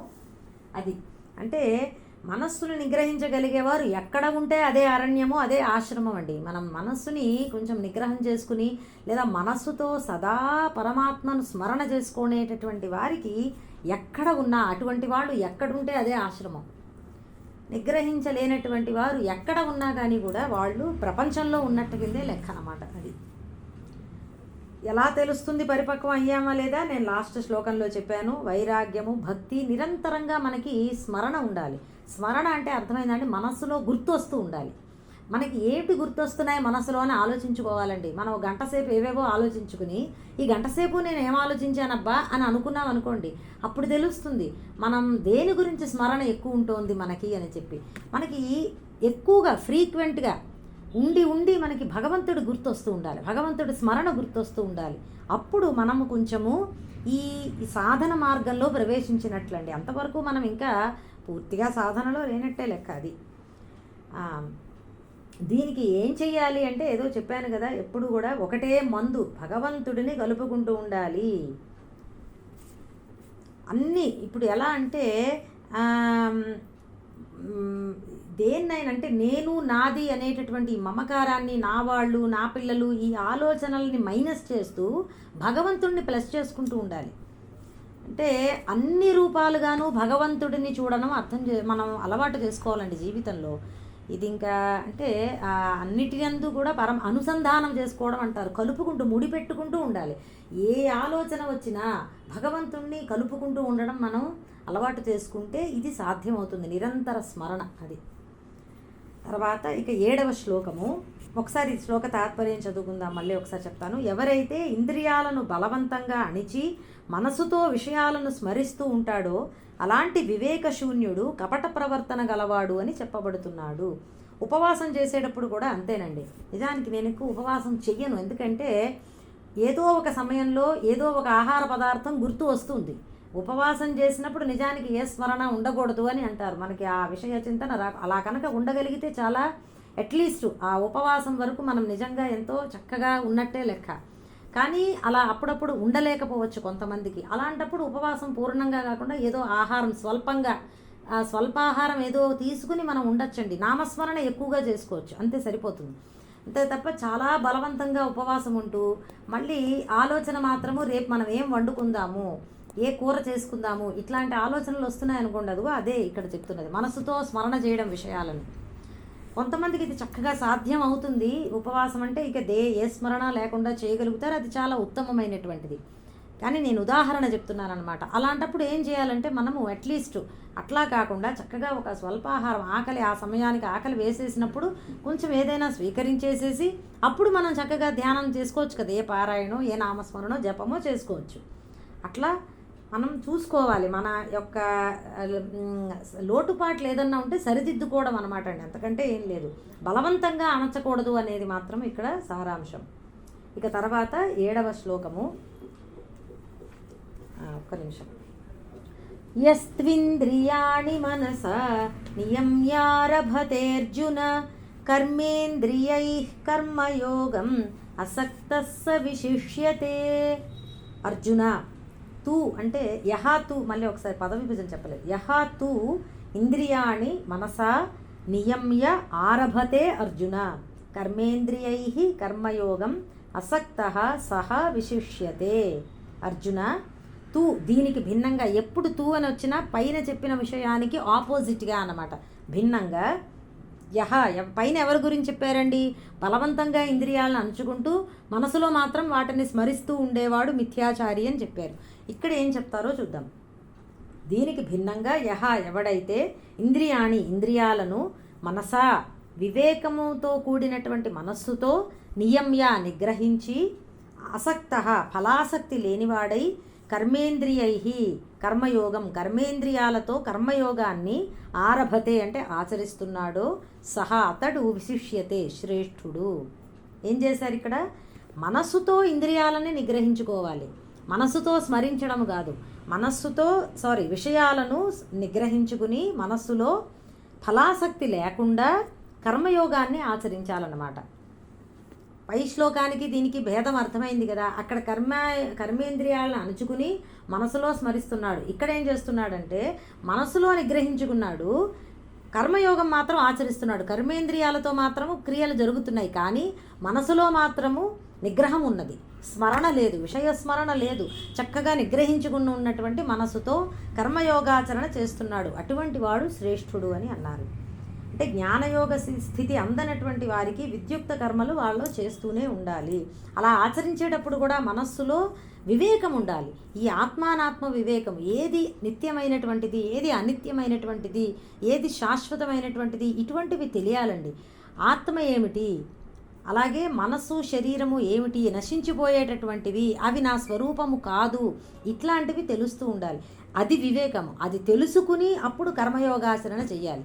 ఈ వివేకము కలగలేదనుకోండి, కర్మయోగాచరణ సరిగ్గా చేయలేకపోతారు. నిజంగా వివేకం ఉండాలి కొంచెం. అప్పుడు ఆ వివేక బలంతో ఏమవుతుందంటే ఫలాసక్తి, కోరికల మీద ఆసక్తి లేకుండా, ఫలితాల మీద ఆసక్తి లేకుండా కర్మయోగము మనం చక్కగా ఆచరించగలుగుతాం. అటువంటి వాడే శ్రేష్ఠుడు అని అన్నారు. అటువంటి వాడు కర్మలు చేస్తూ ఉన్నా కానీ కూడా అతడే శ్రేష్ఠుడు అని. మనము ఏ రకమైనటువంటి మానసిక భావంతో కర్మలు చేస్తున్నామో అది ముఖ్యము. ఏ కర్మలు చేస్తున్నాము అనేది కాదండి, ఎప్పుడూ ఇదే గుర్తుపెట్టుకోవాలి. దీనికి ఒక చక్కటి కథ చెప్పారు పెద్దలు, నిశ్చింతరామయ్య కథ అని చెప్పి. దేని గురించి చెప్తున్నాం మనం? మళ్ళీ ఇంకొకసారి కథ ఎందుకు చెప్పుకుంటున్నాము అంటే, కర్మయోగాచరణ చేస్తూ మనస్సుతో చక్కగా ఇంద్రియాలను నిగ్రహించుకుని చక్కగా భగవత్ స్మరణ చేస్తూ ఉన్నటువంటి వాడు శ్రేష్ఠుడు. బలవంతంగా అణుచుకుని మనసులో వాటి గురించి స్మరించేవాడి కంటే అని ఇక్కడ చెప్తున్నారు. దానిని చెప్పడానికి ఒక కథ, నిశ్చింతరామయ్య కథ అని పెద్దలు చెప్తారు. అదేమిటంటే, ఒకప్పుడు నారద మహర్షి గారుట విష్ణుమూర్తి దగ్గరికి వెళ్ళి, నేను 3 లోకాలు సంచరిస్తున్నాను నారాయణ, నాకు నా మనస్సు మాత్రము, నాకు అర్థమైంది ఏంటంటే పరిపూర్ణంగా నీ మీదే లగ్నమై ఉంది. కర్మయోగ నిష్ఠ అయినా జ్ఞానయోగ నిష్ఠ అయినా నేనే చాలా గొప్పగా ఆచరిస్తున్నాను అని చెప్పాడట. చెప్తే విష్ణుమూర్తి కొంచెం అసంతృప్తిగా నవ్వాడట. నారదుడి కేసు చూసంటే కొంచెం గర్వంగా చెప్తున్నాడు కదండి, భక్తులకి గర్వము కొంచెం ఉండకూడదు కదా, అందుకు. సో ఆయన అన్నారట, నీకంటే అదిగో కుటీర గ్రామంలో ఉన్నటువంటి నిశ్చింతరామయ్య కుటుంబంలో వారు చాలా మేలు అని అన్నాడట. వెంటనే నారదుడికి కొంచెం ఆశ్చర్యపోయాడు. ఎవరబ్బా నిశ్చింతరామయ్య అని చెప్పి ఆయన వివరాలు కనుక్కున్నట్ట. ఆయనకి తెలిసింది ఏమిటంటే, నిశ్చింతరామయ్య కొంచెం తక్కువ జాతికి చెందినటువంటి వాడు, ఆయన చెప్పులు కుట్టుకుని జీవిస్తూ ఉన్నాడట. అతడికి కొద్దిగా పొలం ఉన్నది, ఆయన కొడుకు ఆ పొలం పనులు చేసుకుంటూ ఉండేవారు. ఈ భార్యలు, ఆ కోడలు, ఆయన భార్య ఇద్దరు కూడా వాళ్ళు సహాయం చేస్తూ ఇంటి పనులు చూసుకుంటూ ఉండేవారు. ఏ పని చేస్తున్నా అందరూ కూడా రామనామ నామాన్ని ఎప్పుడూ జపిస్తూ ఉండేవారట. ఎప్పుడూ రామనామమే. ఏముంది, రామనామం జపించినంత మాత్రాన ఏముంది, నాకంటే కూడా ఆ కుటుంబం గొప్పదవుతుందా అని అనుకున్నట్ట. అప్పుడు విష్ణుమూర్తి అన్నట్ట, ఒక్కసారి వెళ్ళి చూసిరా, పోనీ ఎలాగో లోకాలన్నీ తిరుగుతున్నానన్నావు కదా, ఒకసారి వాళ్ళను కూడా చూసిరా అన్నాడంట. అప్పుడు వెళ్ళాడు ఆయన. నారదుడు బయలుదేరాడు, ఆ గ్రామాన్ని చేరుకున్నాడు. ఒక చిన్న గ్రామం అది. అక్కడికి వెళ్ళేసరికి రామయ్య అతని కొడుకు కూడా పొలానికి బయలుదేరుతున్నారు. అందరూ ఎవరికి వారు రామనామస్మరణ చేసుకుంటూ చిన్నగా నోట్లో వాళ్ళందరూ కూడా బయలుదేరి వెళ్ళారు. ఇద్దరు కూడా చూస్తూ నిలబడ్డాడంట ఆకాశంలో నారదుడు, ఏం చేస్తున్నారు అని. ఆ తండ్రి కొడుకులు పొలం దున్నుకుంటున్నారు. అయితే అప్పుడు కూడా రామనామం చెప్పుకుంటూ దున్నుకుంటున్నారు. అయితే ఎవరో వచ్చి కొడుకుని పిలిచారట, చెప్పులు ఏవో కుట్టాలి అంటే కొడుకు పొలం పని అక్కడ ఆపేసి వెళ్ళాడు. పొలం గట్టు మీదకి వెళ్ళి చెప్పులు కుడుతూ ఉంటే ఎక్కడి నుంచి వచ్చిందో చెట్టు వెనక నుంచి ఒక పాము వచ్చి ఆ కొడుకుని కాటేసింది. వెంటనే అక్కడికక్కడే ఆ కొడుకు మరణించాడు. ఆ విషయం గబగబా పెద్ద మనిషి వచ్చి అరిచి రామయ్యకి చెప్పాడట, నీ కొడుకు మరణించాడయ్యా పాము కుట్టి అని చెప్పి. రామయ్య వచ్చాడు, పాపం చూశాడు కొడుకు శవాన్ని. ఆ నోట్లో అలా రామనామం చెప్పుకుంటూనే ఉన్నాడు. ఒక క్షణం కొంచెం బాధపడ్డాడు. అక్కడ ఆ పొలం పని చేసుకుంటున్నాడు కదా, ఆ పని అక్కడ ఆపేసి ఇంటికి వచ్చి కొడుకు మరణించాడు అని చెప్పి భార్యకి, ఆ కోడలికి చెప్పాట. ఆ సమయంలో ఈ రామయ్య కోడలేమో ఆవిడ బియ్యము కొంచెం వేస్తోందిట ఉడకబెట్టడానికి. ఒకళ్ళేమో అక్కడంతా సరి చేస్తున్నారు, సామాన్లన్నీ శుభ్రం చేస్తున్నారట. ఎప్పుడైతే భర్త చనిపోయాడని చెప్పారో కోడలు వెంటనే కొంచెం బియ్యం తీసేసి తిరిగి మళ్ళీ డబ్బాలో వేసేసి, ముగ్గురికే వంట అనమాట, నలుగురు కాదని వేసేసి, ఆవిడ వెంటనే అత్తయ్య ఈ పని మీరు చూసుకోండి, నేను ఒకసారి పొలం గట్టు దాకా వెళ్ళొస్తానని చెప్పి ఈ కోడల పాపం పొలం గట్టు దాకా వెళ్ళిందిట. అందరూ వచ్చారు. వెంటనే ఆ రామయ్య అక్కడికక్కడే దహన సంస్కారాలు చేసేసట. సాయంత్రానికల్లా మళ్ళీ అందరూ ఇంటికి వచ్చేసారు.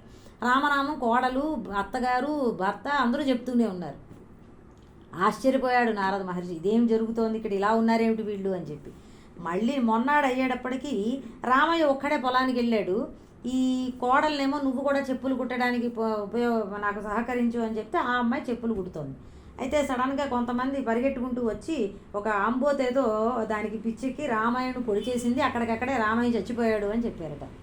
చెప్పేటప్పటికి వీళ్ళిద్దరూ అత్త కోడలు మిగిలారు. పాపం వాళ్ళిద్దరూ ఉన్నారు. వాళ్ళు ఏమి మాట్లాడకుండా ఎవరో శవాన్ని తీసుకొచ్చి ఇంటి ముందర పెట్టారు. వాళ్ళిద్దరూ మౌనంగా కూర్చున్నారు. ఆ సాయంత్రానికల్లా ఆ రామయ్యను కూడా శవాన్ని కాల్ చేయడానికి వాళ్ళు సిద్ధం చేస్తున్నారు. చూడలేకపోయాడు నారదుడు, ఏం జరుగుతోంది, ఎవరు దుఃఖించరేమిటి, ఈ రామనామాన్ని ఆపరేంటి, ఏంటి కుటుంబం అని చెప్పి పరిగెట్టుకుంటూ విష్ణుమూర్తి దగ్గరికి వెళ్ళాట. మళ్ళీ విష్ణులోకానికి వెళ్ళాడు. ఏమిటి ఘోరము, ఎప్పుడు నీ నామమే చెప్పుకుంటున్నారు, వాళ్ళకి ఇంత కష్టాలు ఏమిటి, ఎందుకు ఇస్తున్నావయ్యా కష్టాలు అంటేను ఆయన అన్నట్ట, కష్టంలో వాళ్ళు ఎలా ఉన్నారో చూసావు కదా, సుఖాలు ఇస్తాను, సుఖాల్లో ఎలా ఉన్నారో చూద్దువు కానీ మళ్ళీ ఒకసారి వెళ్ళి చూసిరా అని విష్ణుమూర్తి పంపించాడు. ఈసారి ఆయన వెళ్ళేటప్పటికి నలుగురు మళ్ళీ ఎవరి పనులు వాళ్ళు చేసుకుంటున్నారు, బతికే ఉన్నారు. ఏం జరిగింది అని నారదుడు అడిగితే ఊరి వాళ్ళందరూ చెప్పారట, ఏం జరిగిందో మాకు తెలియదండి, కాలిన బూడిదలోంచి ఆ కొడుకు లేచి వచ్చేసాడు యథాతథంగాను. ఈ రామయ్య ఏమో మేము ఆ రోజు సాయంత్రం మీరు అలా వెళ్ళారు, మేము శవానికి నిప్పు పెడదామని వెళ్ళి చూసేటప్పటికి రామయ్య లేచి నుంచున్నాడు, మాకు అర్థం కాలేదు, భయపడిపోయాము. తీరా చూస్తే రామయ్య మామూలుగా బ్రతికే ఉన్నాడని తెలిసింది. ఎప్పుడూ రామనామం చెప్పుకుంటూ ఉంటారు కదా, అదే వాళ్ళని రక్షించిందని మేము అనుకున్నాము, వాళ్ళు కూడా అలాగే అన్నారు, మళ్ళీ వాళ్ళ పనులు వాళ్ళు చేసుకుంటున్నారు అని చెప్పి మాకేమిటో అర్థం కావట్లేదండి, ఏం జరుగుతుందో ఆ కుటుంబంలో అని ఊరి వాళ్ళందరూ అన్నారట. అప్పుడు నారదుడికి అర్థమైంది, కేవలము తనకి చూపించడానికే ఆ కష్టాలు ఆ సమయంలో విష్ణుమూర్తి వాళ్ళకి కల్పించాడు అన్న విషయం నారదుడికి అర్థమయ్యి ఆయన అందరూ వెళ్ళిపోయాక ఊరి వాళ్ళు సాయంత్రం ఒక్కరోజు ఇంకా తట్టుకోలేకపోయాడు. ఆ నలుగురిని కూర్చోబెట్టి, ఏమిటయ్యా మీ సంగతి ఏమిటి, మీరు ఈ నామం చెప్పుకుంటున్నారేమిటి, చాలా మీ వ్యవహారం చూస్తుంటే మహాజ్ఞానుల్లా కనబడుతున్నారు, మీరు మాత్రం చాలా సాధారణంగా పనులు చేసుకుంటున్నారు, మీకు ఈ జ్ఞానం ఎక్కడి నుంచి కలిగింది అని అడిగాడట నారదుడు. అయితే ఆయన రామయ్య అన్నాడట, ఏమోనండి, చాలా సంవత్సరాల క్రితం 25-30 ఏళ్ల క్రితము ఏం జరిగిందంటే, నాకు రెండో కొడుకు ఉండేవాడండి, ఆ కొడుకు నడి వయసులో చచ్చిపోయాడు, నేను నా భార్య చాలా బాధపడ్డాం, బాధ తట్టుకోలేక ఏడుస్తూనే ఉండేవాళ్ళం మేము. అయితే వానాకాలం వచ్చినప్పుడు ఒక రాత్రి పూట మా ఊరికి దూరంలో ఒక గుడి ఉన్నది, పాడుబడిన దేవాలయము, అక్కడి నుంచి ఏవో పెద్ద పెద్దగా శబ్దాలు అవి వినిపెడుతున్నాయి, దీపాలును. ఊరి వాళ్ళందరూ తలుపులు వేసేసుకున్నారు, భయపడిపోయి ఏవో దెయ్యాలేమో అనుకుని. మేము మాత్రం మాకు భయం లేదు కదా, ఏమిటో చూసొద్దామని అంతవరకు వెళ్ళాము. వెళ్తే అక్కడ కొంచెం స్వాముల వారు ఎవరో అక్కడ వచ్చి కూర్చున్నారండి. వాళ్ళు దీపాలు అవి పెట్టుకుని వాళ్ళు ఏవో పుస్తకాలు చదువుకుంటూ మాకు కనిపించారు. మమ్మల్ని చూసిన వెంటనే మాకు ప్రసాదాలు అవి పెట్టారు. అక్కడ వాళ్ళని చూసినప్పుడు మాకెందుకో దుఃఖం అంతా పోయిందండి. మొన్నటి నుంచి ప్రతిరోజు మేమిద్దరం వెళ్ళి అక్కడ కూర్చోవడం మొదలుపెట్టాం. వాళ్ళకేవో పళ్ళు అవి తీసుకెళ్ళి ఏవో వాళ్ళకి సేవ చేస్తూ ఉండేవాళ్ళము. అక్కడే కూర్చుని వాళ్ళ కబుర్లన్నీ వింటూ ఉండేవాళ్ళం మేము. ఇంటికి వచ్చి మళ్ళీ కొడుకుకి కోడలికి కూడా అవే విషయాలు చెప్తూ ఉండేవాళ్ళము. ఎప్పుడు ఏమైందో మాకు తెలియదు, కానీ నలుగురికి కూడా ఈ రామనామం అనేటటువంటిది అలవాటైపోయింది. అంటే ఆ స్వామి నారదుడు అడిగాడట, ఎన్నాళ్ళు ఉన్నారు ఆ స్వాములు మీ ఇంట్లో ఆ గుళ్ళో అంటే 4 నెలలు ఉన్నారండి అని చెప్పాడు. చాతుర్మాస్య వ్రతము అని చేస్తారు కదా, ఆషాఢం నుంచి ప్రారంభం చేసి 4 నెలలు సన్యాస దీక్షలు తీసుకున్న వాళ్ళందరూ చాతుర్మాస్యం చేస్తారు. సన్యాసులే కాదు, గృహస్థులు కూడా చేయొచ్చండి. ఉంటాయి కొన్ని నియమాలు పాటిస్తే చాతుర్మాస్య వ్రతము అంటారు దాన్ని. అది చేయడానికి ఆ ఋషులు అక్కడికి వచ్చి ఉన్నారనమాట, ఎవరో స్వాములు. వాళ్ళు మీకు ఏం చెప్పారు అని అడిగాడు నారదుడు. అప్పుడు రామయ్య అన్నాడు, మాకేమి చెప్పలేదండి, వాళ్ళు మాట్లాడుకుంటూ ఉంటే మాకేవో 1-2 విషయాలు అర్థమయ్యాయండి. ఏమర్థమయ్యాయిందంటే, ఒకటి నేను దేహము కాదు అని అర్థమైంది. ఇక రెండవది ఏంటంటే, ఈ ప్రపంచమంతా ఒకే పరమాత్మ ఉన్నాడు, ఆయనలో ఎటువంటి మార్పు లేదు. అయినా కానీ కూడా నా యొక్క తెలివితేటలు లేకపోవడం వల్ల, తెలివి తక్కువతనం వల్ల నాకు రకరకాల మనుష్యులుగా, జంతువులుగా, వస్తువులుగా ఉన్నట్లుగా నేను అనుకుంటున్నాను. అది భ్రాంతి అని నాకు అర్థమైందండి.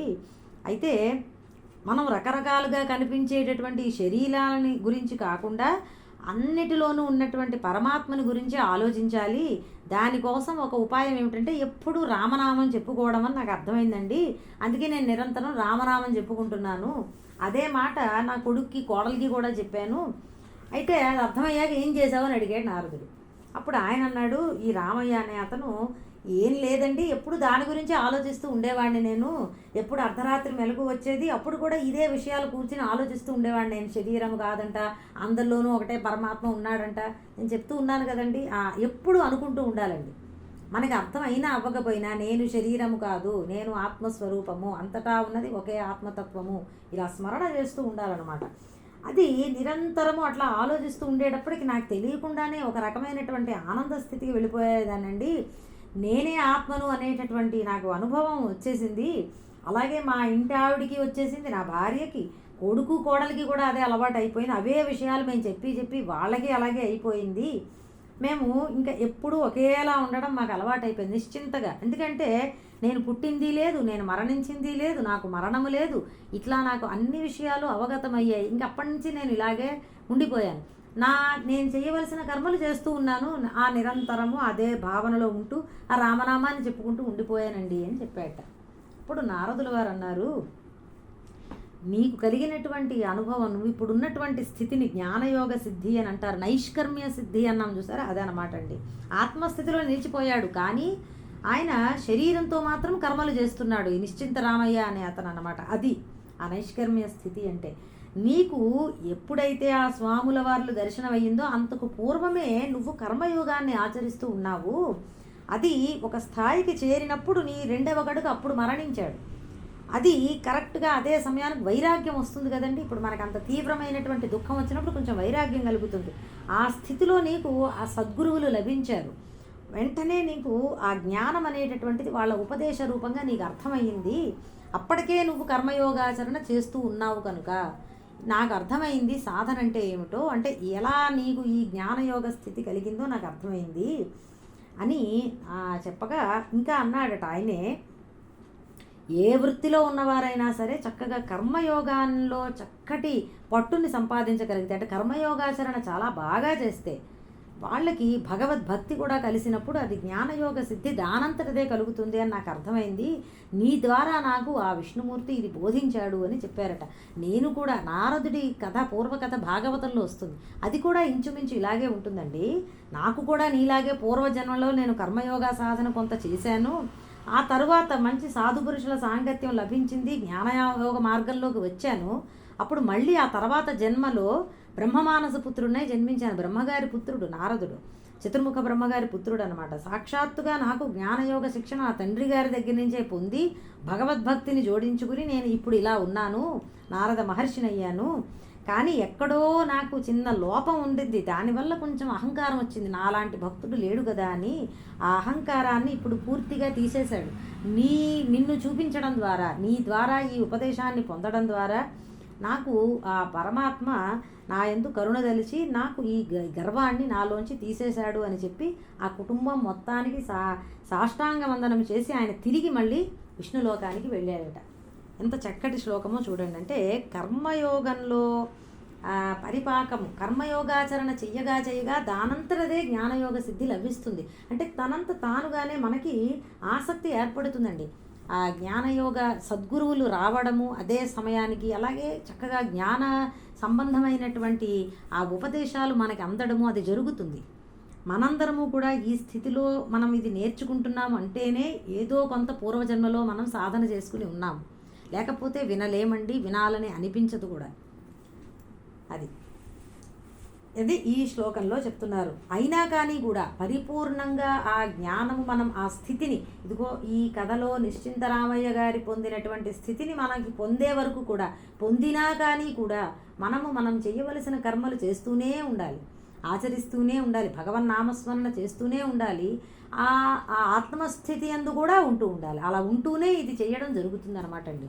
మహాజ్ఞానులందరూ ఎలా ఉన్నారండి, వాళ్ళకి అవసరము లేదు, అయినా కానీ కూడా వాళ్ళు చక్కగా కర్మయోగాచరణ చేస్తూనే ఉన్నారు కదా.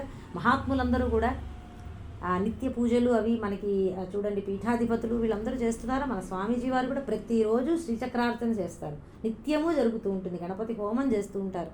ఆయనకు అవసరం లేదు, మన కోసం ఆయన చేసి చూపిస్తున్నారు. అది మనము కూడా అట్లానే మనం చేయవలసిన కర్మలు తప్పకుండా సంతోషంగా నిర్వర్తించాలన్నమాట. అది సమయం ఉన్నప్పుడల్లా మనం చక్కగా వీటి ఆలోచన చేస్తూ ఉండాలి, ఇటువంటి మంచి ఆలోచనలు తెచ్చుకుంటూ ఉండాలి. ఒక నామాన్ని పట్టుకోవాలండి. మన ఇష్టదేవత ఎవరో ఒకళ్ళని మనం నిర్ణయించుకోవాలి. మనకి ఏ దేవతా రూపము బాగా నచ్చుతూ ఎప్పుడూ స్మరణకి వస్తుందో, ఇష్టదేవత ఎవరో ఒకళ్ళకి ఉంటారు కదా, అందరూ కూడా ఎవరో ఒకళ్ళు చూసుకోండి, గమనించండి. మనకి ఏ దేవతా రూపం బాగా ప్రీతిగా ఉంటున్నది ఆలోచించుకుని ఆ ఇష్టదేవత నామాన్ని మనం నిరంతరము మనసులో స్మరణ చేయడం అలవాటు చేసుకోవాలి, దాన్ని వృద్ధి చేసుకోవాలి. ఎప్పుడూ ఆ ఇష్టదేవత రూపాన్నే స్మరిస్తూ ఉండడం, మనసులో భావిస్తూ ఉండడం, ఇట్లా చేస్తూ ఉండాలండి. మనకే మనలో కలిగేటటువంటి మార్పులు తెలుస్తాయి. నేను ఇంతకు ముందర కూడా ఒకసారి చెప్పాను. అదా చేయగా మనకి కొంతకాలానికి ఏమవుతుందంటే లోపల నుంచే వస్తూ ఉంటాయి మాటలు. మనం ఏదన్నా ఒక సందర్భంలో తప్పుగా ప్రవర్తిస్తున్నాం అనుకోండి, మనకి లోపల నుంచే తెలుస్తూ ఉంటుంది. మనకి ఆ దేవత పలుకుతున్నట్లుగా అనిపిస్తుంది, ఇది చెయ్యవద్దు, ఈ సమయంలో ఈ మాట నువ్వు మాట్లాడద్దు అని లోపల నుంచి మనకి వినిపిస్తుంది. మనము ఎంతసేపు కూడా మనమే భగవంతుడితో మాట్లాడడం కాదు, మన కష్ట సుఖాలు చెప్పుకుంటూ భగవంతుడు చెప్పేటటువంటి మాట వినే స్థితికి మనం ఎదగాలండి. చెప్తాడు, ఆయన మాట్లాడతాడు, మనకి వినిపించాలంతే. చెప్తూనే ఉన్నాడు, మనం వినిపించుకోవట్లేదు, ఆయన మాట్లాడుతూనే ఉన్నారు. అది మనకి ఒక సమయంలో మనకి తెలియకుండానే వస్తుంది. ఒక గురువు కూడా మనకి లోపల నుంచి మాట్లాడుతున్నట్టు అనిపిస్తుంది, చాలా సందర్భాల్లో జరుగుతుందండి. అంటే నేను కేవలము ఒక ఉదాహరణకి చెప్తున్నాను సుమా. ఎప్పుడైనా నాకు ఏదైనా సందర్భంలో ఎవరి మీదైనా కొంచెం కోపం వచ్చిందనుకోండి, ఆ పరిస్థితుల్లో అట్లా వచ్చిందనుకోండి, వెంటనే లోపల నుంచి తెలుస్తుంది, నువ్వు ఇప్పుడేం మాట్లాడద్దు, మాట్లాడకుండా మౌనంగా ఉండు, కోపం తగ్గించుకో, లోపల నుంచి తెలుస్తూ ఉంటుంది. నాకు సద్గురువులు కొంచెం స్వామీజీని ఎక్కువగా నేను అనుసరించేటటువంటి ఉన్నది కాబట్టి, భక్తి ఉన్నది కాబట్టి నాకు స్వామీజీ మాట గొంతుతో వినబడుతూ ఉంటుంది. అంతకు ముందర కృష్ణ పరమాత్మ అంటే నాకు చాలా ప్రీతిగా ఉండేది. కృష్ణ పరమాత్మ మాట్లాడుతున్నట్లుగా చిన్ని కృష్ణుడు మనకి ఇంట్లో ఆ శబ్దం వినబడుతూ ఉంటుంది, ఆయన చిరునవ్వు వినబడుతుంటుంది, గల్లు గల్లని ఇంట్లో ఆయన నడుస్తున్నట్లుగా మనకి వినబడుతూ ఉంటుందండి. ఆ నవ్వు నాకు బాగా గుర్తు. చిన్ని కృష్ణుడు వెనక్కి తిరిగి చూస్తూ నవ్వుతూ పరిగెడుతున్నటువంటి ఇప్పటికీ మనసులో అలాగే ఉంటుంది ఇంట్లో. ఆ చిన్ని కృష్ణుడిని స్మరణ చేసి ఇట్లా మనం ఏదో అనుభవాలు నిజానికి చెప్పకూడదు, కానీ నేను ఎందుకు చెప్తున్నానంటే వెయిట్ చేయాలి. మనం భగవంతుడి యొక్క మాటలు వినేటటువంటి స్థితికి, వినబడేటటువంటి స్థితికి మనం వెళ్ళాలండి. అప్పటికీ కూడా మనం వల్ల తప్పులు జరుగుతూ ఉంటాయి, కానీ మనకి మాటలు వినబడుతూనే ఉంటాయి, లోపల నుంచి మనకి తెలుస్తూ ఉంటుంది. ఇది మనం సాధన చేసుకోవాలన్నమాట. అది ఏదైనా పర్సనల్గా ఏదైనా చెప్పినప్పుడు ఎవరు దయచేసి నేను ఏదో గొప్ప చెప్పుకోవడానికో గర్వానికో మళ్ళీ చెప్తున్నాను, ఏం అనుకోవద్దండి. ఎందుకంటే చెప్పకూడదు కొన్ని అనుభవాలు, కానీ మనకి సాధనకు ఉపయోగపడుతుందని, కొంచెం స్ఫూర్తిగా ఉంటుందని మాత్రమే చెప్తున్నాను. ఇంకొకళ్ళవి మనకి అనుభవాలు తెలియవు కాబట్టి. మనకి చాగంటి కోటేశ్వరరావు గారు కూడా ఎన్నిసార్లు చెప్పారండి, అమ్మవారి కుంకుమ వాసన మనకి తెలుస్తూ ఉంటుందని చెప్పి మన అమ్మవారి ధ్యానం చేస్తూ ఉంటే ఇవన్నీ జరుగుతాయి. మనం ఆ సాధన చెయ్యాలి. అది మొత్తం మీద అయింది. ఇంకొకసారి తాత్పర్యం చెబుతాను. ఎవరైతే తన ఇంద్రియాలను మనస్సుతో నిగ్రహించి ఫలాసక్తి లేనివాడై కర్మయోగాన్ని ఆచరిస్తాడో అతడు శ్రేష్ఠుడు. అది ఇక్కడ విషయానుభవాల గురించి ఇంకొక మాట చెప్పేసి క్లాస్ పూర్తి చేస్తాను నేను. సుఖం అల్పం బహుక్లేశ విషయగ్రాహిణాం నృణాం. అంటే విషయానుభవాలలో సుఖము చాలా తక్కువ, కష్టాలే ఎక్కువ. కాబట్టి ఇది ఎప్పుడు గుర్తుపెట్టుకుంటూ ఉండాలట. దుఃఖ దోషాను దర్శనం అని చెప్పి 13వ అధ్యాయంలో వస్తుందండి. ఇంద్రియార్థేషు వైరాగ్యం, అనహంకార, కొన్ని శ్లోకాలు వస్తాయి అక్కడ. దుఃఖ దోషాన్ జన్మ మృత్యు జరా వ్యాధి దుఃఖ దోషాను దర్శనం ఎప్పుడు అనుకుంటూ ఉండాలంట. ఈ జన్మ దుఃఖము, జన్మించడంలో ఎంతో దుఃఖం ఉన్నది. తల్లికి దుఃఖమే, బిడ్డకి దుఃఖమే. అలాగే మృత్యువు ఎంతో దుఃఖంగా ఉంటుంది. జరా, ముసలితనం ఎంతో దుఃఖము. వ్యాధి, ఏదన్నా వ్యాధి వస్తే ఎంతో దుఃఖం. ఎప్పుడూ ఇది తలుచుకుంటూ ఉండాలట, మర్చిపోకూడదట. అవి గుర్తొస్తూ ఉంటే వైరాగ్యం వస్తుంది. దోష దర్శనం మనకి అవి వాటిని దర్శిస్తూ ఉంటే మనకి ఏమవుతుందంటే ఇవేమీ శాశ్వతము కాదు కదా అని తెలుస్తూ ఉంటుంది. సుఖాలలో కూడా అంతగా మగ్నం అయిపోకుండా ఉండగలుగుతామండి. దుఃఖాలప్పుడు దోష దర్శనం చేస్తూ ఉండడం అలవాటు అయితే కనుక. ఈ శరీరం అన్నాక ఏదో ఒకటి అనుభవించి తీరవలసిందే. శరీరము వచ్చిందే మనకి సుఖ దుఃఖాది అనుభవాలు ఇవ్వడానికి. ప్రారబ్ధ కర్మ అని చెప్పుకున్నాము కదండి. కాబట్టి దాన్ని మనం నిర్లిప్తంగా అనుభవించే అలవాటు చేసుకోవాలి. ఈ దుఃఖాలలో ఉండేటటువంటి దోషాలని మనం ఎప్పుడూ స్మరిస్తూ ఉండాలి. చాలామంది భయపడుతూ ఉంటారు, ఎందుకండి మృత్యు గురించి మాట్లాడుకోవడం, ఎందుకండి దుఃఖాల గురించి స్మరించడం కాదు. ఇవంతా దుఃఖభూయిష్టమే. సంసారం అంతా దుఃఖం.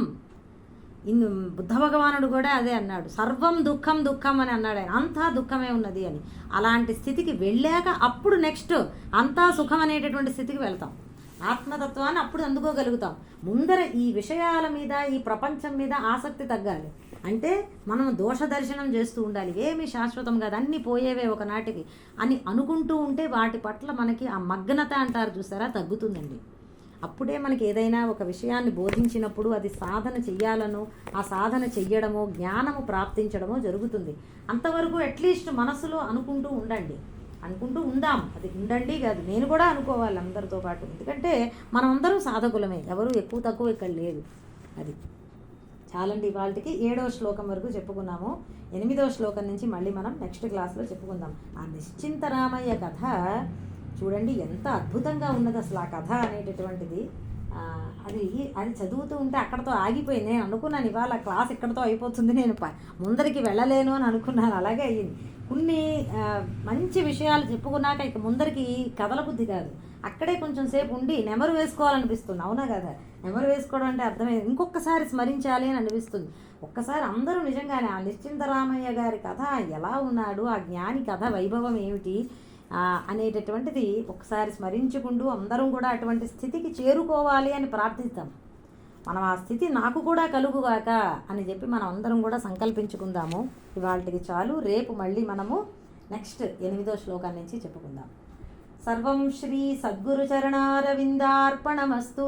జ్ఞానానందమయం దేవం నిర్మల స్ఫటికాకృతిం ఆధారం సర్వ విద్యానాం హయగ్రీవముపాస్మహే. జయ గురుదత్త అండి. క్లాస్ క్లోజ్ చేస్తున్నాను.